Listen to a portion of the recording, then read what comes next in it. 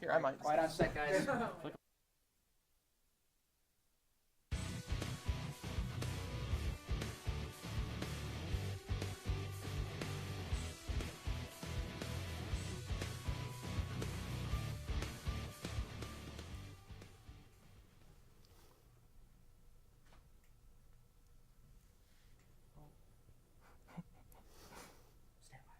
Oh, stand by.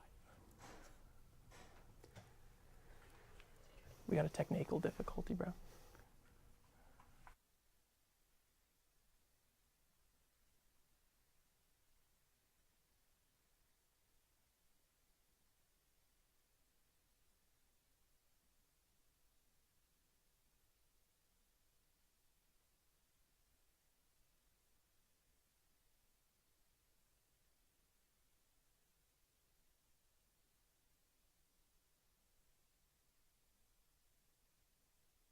What's going on, everybody? Welcome to the Inside the Dam broadcast here on KMSU Channel 19.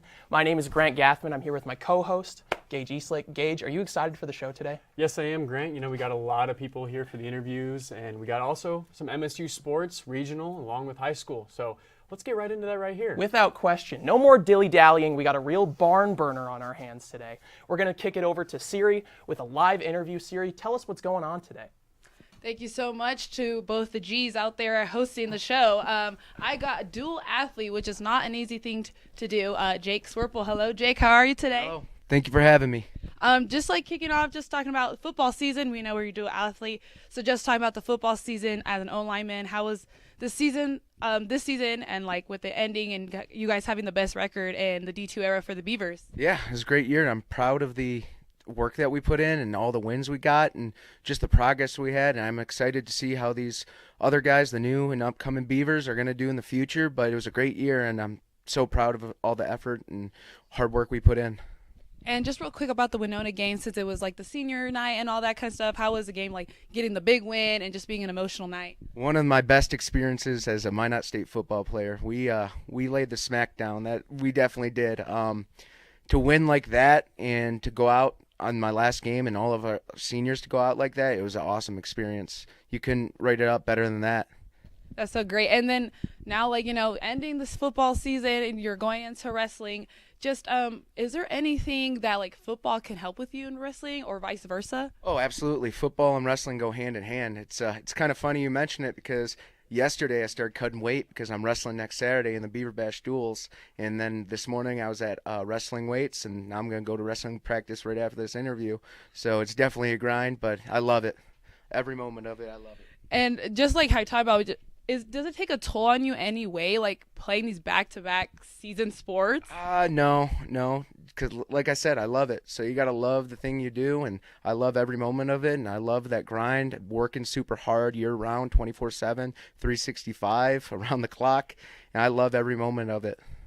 And with, like, while you're in football, do you, like, participate in any wrestling events or, like, stuff that goes on, or is it just football when it's football, and then now that it's over, now you jump into wrestling? No, yeah, when it's football season, I focus on football. When it's wrestling season, I wrestle. In the previous years, for the summers, I work on both. But now it's my senior year, so I'm focusing on wrestling, and I got a chance to play in a Senior Bowl this winter, so I'm going to also do that.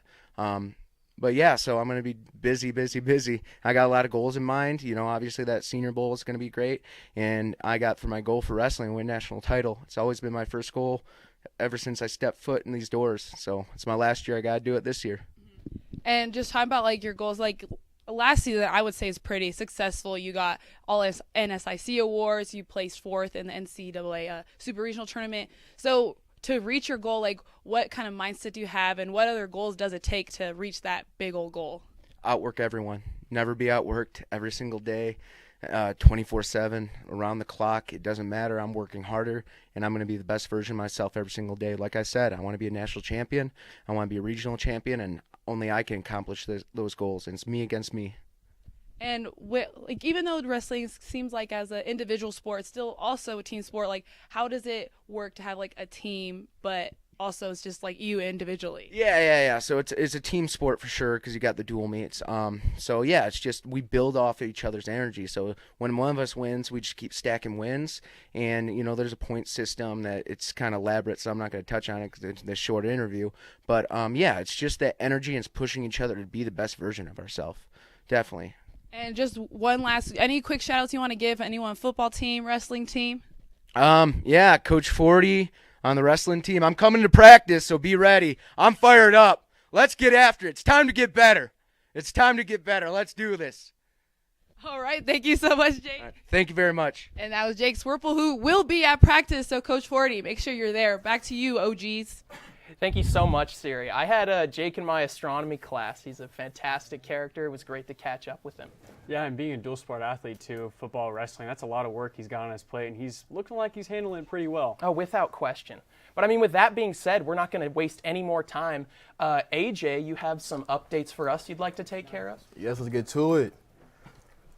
The women's soccer team has been on the roll. As of late yesterday, they took on the University of Minnesota Mankato for the NSIC championship. The game ended in a heartbreak for the Beavers as they would lose 2-0 to the Mavericks. This loss doesn't mean the season's over. For the Beavers, they could still roll their way into the NCAA playoffs. They'll find out tonight as the selection show is set for 7 p.m. Eastern Time.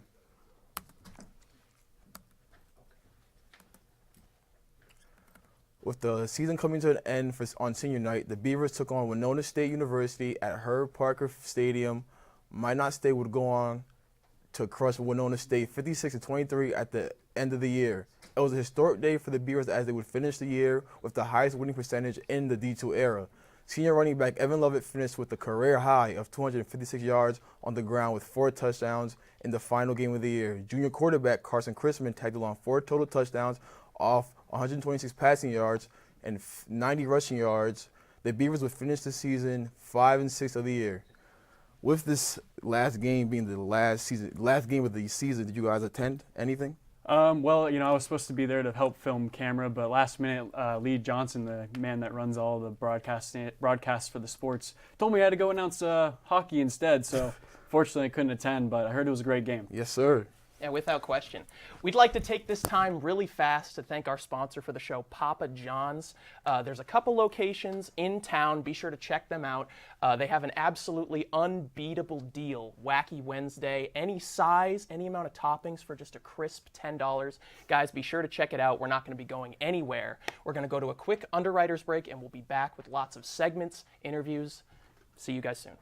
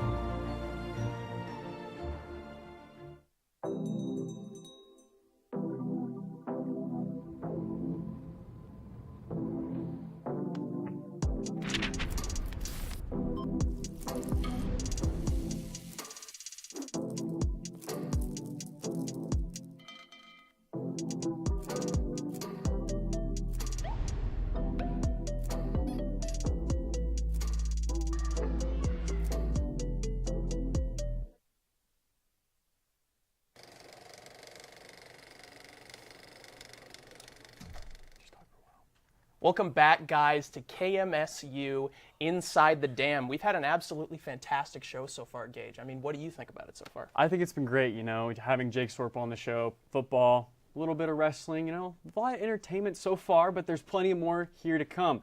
So we're going to kick it over to Mia, who's going to talk to us about the Velva High School football team co-op and how they did so far this season. Yes, really good ending for the Aggies this season. So, jumping into thrilling high school football action, the Velva Drake Anamoose Garrison Aggies are once again state champions. For the second time in 3 years, the Aggies have brought home the North Dakota Division 1A football state title after a nail-biting 14-12 victory over defending state champions Kindred. The game was decided late in the third quarter when quarterback Ben Shep launched a 92-yard touchdown pass to Matt Yoakum. This incredible play not only secured the win, but also set 2 Dakota Bowl records, the longest completion and longest scoring pass reception in state championship history. The Aggies' 92-yard strike came with just 39 seconds left in the third quarter, and it was a play that would prove impossible for Kindred to overcome. Despite a late rally from the Vikings, including a 3-yard touchdown run by Kylan Swenson, the Aggies held on to the win 14-12. Kindred had their chances, but after Swenson's touchdowns, the Vikings' 2-point conversion attempt was stopped just short. Then, under 2 minutes left, Kindred forced a Velva punt, but the Aggies sealed the game with a crucial interception by Matt Yoakum, allowing Velva to run out the clock and secure the title. The Aggies' first score came in the second quarter when Shep connected with Reggie Bruner for a 25-yard touchdown after a key turnover by Kindred. The teams were tied 6-6 at halftime, setting up a dramatic second half. Velva head coach Matt Wilder praised the team's resilience by saying, quote, "We've prepared for these moments and our kids stepped up and made plays when it mattered most," he said. With the win, Velva Drake Anamoose Garrison finishes the season 11-1, with their only loss coming into the season against opener to Kindred. This marks the second state title for the co-op program and the 12th overall for Velva. In individual honors, Shep was named Division 1A Senior Athlete of the Year, while Kindred head coach Eric Brigard took home Coach of the Year honors. After the game, Shep reflected on the support from the community, saying, quote, "Aggies, amazing Velva, Garrison, Drake, Anamoose, everybody's come together, and I just thank God for it every day." The Aggies champions once again proving that with hard work, teamwork, and unwavering community support, anything is possible. Congratulations to Velva Drake Garrison on their state title. Really good ending for the Aggies this season. Gage, have you been able to see any kind of football this season? Just with MSU, unfortunately, no high school games. I'm not from the area, so don't really know all the high schools out here, but it's nice to see that Velva got to add some accolades to their trophy case at the end of it. So thank you, Mia. And here I'm joined with basketball having their first home game of the season on Wednesday. We are joined by junior center out of Bridgetown, Australia, Caleb Vandergreen. Caleb, nice to have you on the show. Glad to be here, Gage. Yeah, and I know that you are averaging currently 15.4 points per game and 10.6 rebounds per game, which is a double-double. Nice accolades to start off the year. Yeah. And on top of that, you were named to the NSIC Shining Five in your first week of play. So tell me, how has it been looking so far for the team? So as you guys just came back from your trip. Well, we've been facing a lot of adversity, which has been really good for us. We've had a lot of opportunities to just grow and run plays that, in close games that it's nice to run them now at the early time of the year so that when you get to that back end of the year, you're ready, you've done them already and you already know what to do.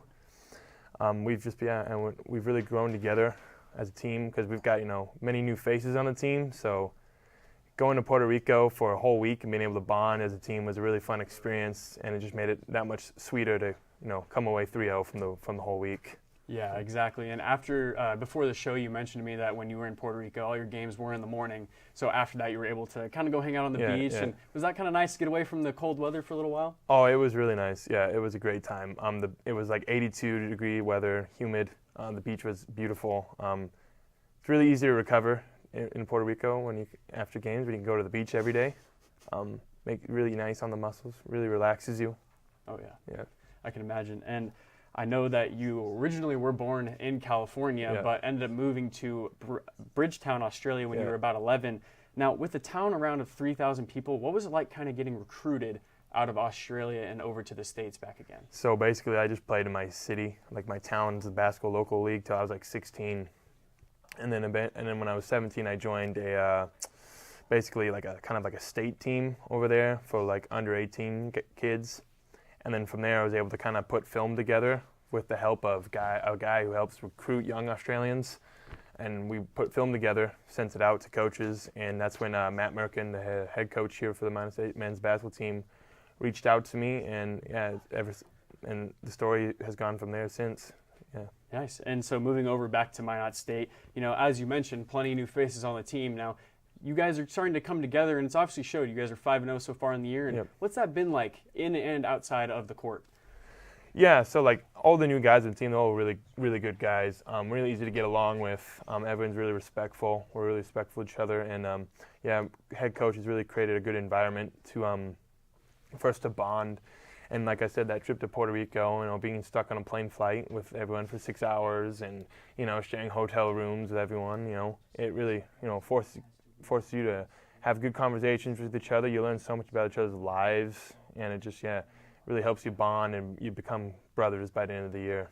Absolutely. Yeah. And how has Coach, because you came here for Coach Matt Merkin, how has he kind of advanced your play and made you better along the way?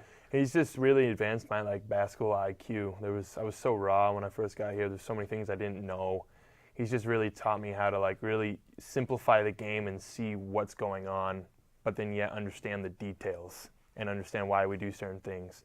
So yeah, he's been a really massive advance in my basketball skills for sure. Absolutely. And with having your new teammates around, you're getting the starting spot as the center here at Minot State. And how have you grown into that role from either your freshman, sophomore to now? I think just training and trusting the process. It doesn't really make a difference if you play 1 minute or 40 minutes. The game's still the same. You just get out there, do your job, do what you're supposed to do, and the rest will come to you. Just trust the process. Absolutely. And last question, a little fun one for you. Now, I know that you're a huge Star Wars fan, so do you prefer the original 3 movies, or are you more of the pre-sequel kind of guy? I'm kind of like a pre-sequel. Yeah. I like the pre-sequels a bit more, but I also like the originals a lot too. So, Absolutely. Yeah, I'm the same way. I can relate to that. Yep. And that was Caleb Vandergreen with the men's basketball team, junior center out of Bridgetown, Australia. And now we're going to kick it back over to you. To me. To you. You're going to kick it to me, yeah. What do we got here going over here Well, today? it's kind of that time of year where Minnesota sports, especially at the professional levels, even college, it's just all going on at the same time. So there's a lot to cover, so I'll get into it. Starting out on the hardwood, the Minnesota Timberwolves went 2-2 this week. They started out the week losing to the Portland Trailblazers twice, and then they went on to beat the Sacramento Kings in a barn burner, and they also beat the Suns on a game winner by Julius Randle yesterday afternoon. So that new dynamic duo of Anthony Edwards and Julius Randle is starting to pick up some traction. Randle had 35 points, 4 rebounds, and 7 assists. Mr. Anthony Edwards chipped in 24 points, 4 rebounds, and 6 assists. You will be able to catch the Timberwolves again Thursday versus the Toronto Raptors at 6:30 p.m. Switching gears to the ice, the Minnesota Wild had a quiet week with only 2 games on the schedule. One versus the Montreal Canadiens, where they won 3-0, and the other game was against the Dallas Stars on Saturday, a big one in their division, and they lost 2-1. So 1 loss, 1 win for the Wild, and then their next matchup is Tuesday versus the Blues in St. Louis. Puck drop is set for 7 p.m. And now let's talk some football. The Minnesota Vikings are back to their winning ways.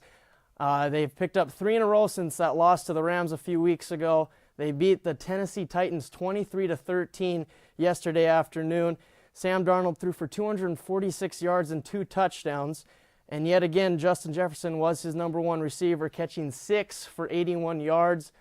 Mr. Jordan Addison added a 47-yard touchdown to help propel the Vikings to another W. The Vikings now sit at 8-2 in second place in the NFC North, again behind the Lions, who they lost to a few weeks ago, as they look to claim that title this season. They continue division play next week in Chicago against the Bears. Kickoff is set for 12 p.m. So yeah, Gage, it's an exciting time. There's a lot going on. For the first time in forever, Minnesota fans have a lot to cheer for. Yeah, for the first time forever, and our professor Neil Roberts is definitely excited about that. So, hey. He was talking to me just now about it, so it's beaming off of him. Oh yeah, thanks Noah. Even if you're not a fan of the 10,000 Lakes, it's hard not to say Skol, without question. Guys, that's going to do it for this segment, but don't go away. We're going to go to a quick Underwriters break. We'll be right back with some more interviews, segments. We're going to take it to the Underwriters break. See you guys soon.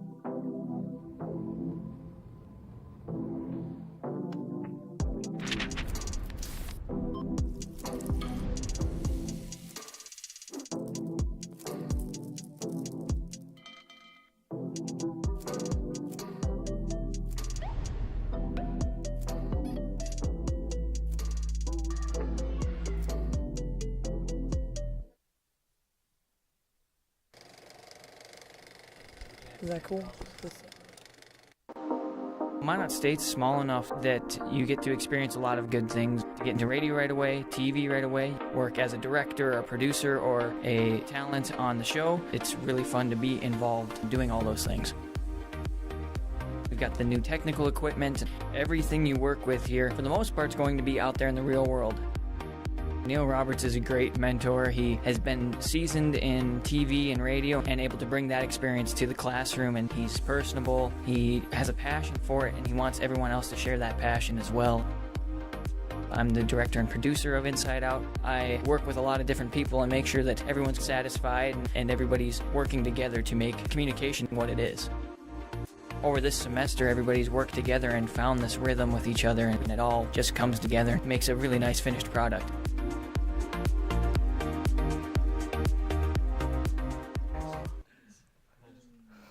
Hey everybody, welcome back to Inside the Dam here on KMSU Channel 19. We're jumping right into an interview. We're here with Yossi Villagrana. Yossi, how's it going today? Pretty good, man. That's You? awesome. I'm just pickled as a peach in all honesty. So, from my understanding, you're here on the women's soccer team in Minot. Do you want to sort of give us a rundown on how the season has sort of played out? Because I've heard some highlights. I've heard some really great things about you guys. No, yeah. Honestly, it's been a really good season. Comparing it to like last year, I think we're thinking of it as like a comeback more so. But honestly, the entire season has been really, really great. And even though we lost like yesterday, honestly, just the results and the grind that like every girl puts in and day out, I'm really proud of. I mean, honestly, you guys have so much to be proud of with what Yeah. you've accomplished. Would you say that the morale for the whole team is like really great? I mean, I'm assuming you love working with all of your teammates. No, yeah, 100%. That's true. I think we all get along really well too, and the team chemistry is something that I think we really focus on, and it naturally just flowed this year, and all the girls are really close, and they're like my sisters, so yeah. Are bus rides fun on the games? Yeah. Without Yeah. question. Yeah, they're really fun. Yesterday I got the Zoomies, and I was literally climbing from like chair to chair. It was crazy. Oh my goodness. No, yeah, it was really fun though. Do you guys have like a team playlist? Like, do you guys jam when you're in the bus to certain stuff? Yeah, sometimes. Yeah, I see. especially if there's a mic on the bus, it's pretty fun. Oh Just do my some goodness. karaoke. Little karaoke Yeah, on the way there. and then Elsa likes to bump her speaker. Shout out to the Fuenchi. Shout out. Yeah, and it's pretty fun though. Yeah. So, if you could have a highlight from the season, relatively, I mean, there's so many moments to pick Yeah. from, but I mean, if you could just solidify it into one key moment, what would you pick? I'd say beating, oh my gosh, St. Paul. St. Paul? Yeah, in the semis. That was like an indescribable feeling. And Oh, just like man. being able to tackle Siri at the end of it was great. But that game overall was just grind and grit, and we did so good, and we played for one another. And honestly, that was like peak. Yeah. Yeah. that was I mean, this is obviously your interview, but I mean, Siri is a member here on the show. What is it like working with her on the field, you know, as the goalie of the team? It's a blessing. It really is. Siri's a great person on and off the field, and she's a captain with me and Sierra, and honestly, I wouldn't want to do it with anyone else. And she's a really good motivator and like a big part of the team. And yeah, I can't thank her enough. She's a freaking great goalie too. Yeah, She's without question. goated. I mean, it seems like you girls absolutely have such great chemistry together, Yeah. and I'm sure that adds to what makes the team work as well as it Yeah. does. This might seem like an odd question, but when it comes to college students sort of pursuing sports, do you see there being an issue with materialism in the sport? You know, you see a lot of players buy cars or mansions. Do you think that maybe some of the goals that these players have is maybe not so admirable? No, I wouldn't. No, I wouldn't say it isn't. Yeah, I don't. I know. I think just whatever you want and you want to attain, whether that be a little bit materialistic, I say go for it. Okay. Yeah. And then as a follow-up question, I wanted to ask you, which car do you think I should buy? I took out a $200,000 business loan from the Bank of North Dakota. This is not a joke, by the way. Okay. I just wanted to ask you which one you think would be better for me. Honestly, I'm going with the one on the left. This one They is look, nice. yeah, they This look one the is same, nice. but Yeah. yeah. People were saying it was a bad idea, but I don't care. No, So, yeah, I screw 'em. mean, that's a great interview. I mean, I'm glad we got to talk. No, yeah. I love hearing about the soccer team. Guys, we're going to kick it now to Ramon here. He's got a segment for us. Ramon, what do you got planned? Grant, well, it's we're going to kind of switch subject. Congrats to soccer, though. But we're going straight to track and field now. We're going to talk a little bit about Grand Slam Track, which is this upcoming professional track and field league that was just announced in 2024 by American former Olympic champion, right, the 4-time gold medalist, 8-time world champion, Michael Johnson, who started this Grand Slam Track event, who's going to come starting next year in 2025. And the premise for this is really just about bringing track and field back to the name of sports and just publicizing track and field once again. You know, we have the Diamond League, you have the Olympics, but that doesn't really come around as much as we'd like to see. So we're going to have this new Grand Slam Track Professional League for athletes. And let's talk a little bit about how it's going to work, right? So each athlete's going to come in. They're going to have to do at least 2 events, right? So if you're a short sprinter, you might do the 100-meter, the 200-meter. Long sprints, they're going to go to the 200-meter and the 400-meter. But if you're long hurdlers, right, 400-meter flat. Long distance events, it's going to be the 3,000 and the 5,000. And those events are going to take place, right? The first one, we're going to have 4 slam events. The first one's going to be in Kingston, Jamaica. The second one is going to be May 2nd to the 4th. That's going to be in Miami. Then we're going to move on to Philadelphia. That's going to be May 30th to June 1st. And then in Los Angeles, that's going to be June 27th to the 29th. And let's talk about the athletes that are going to be there, right?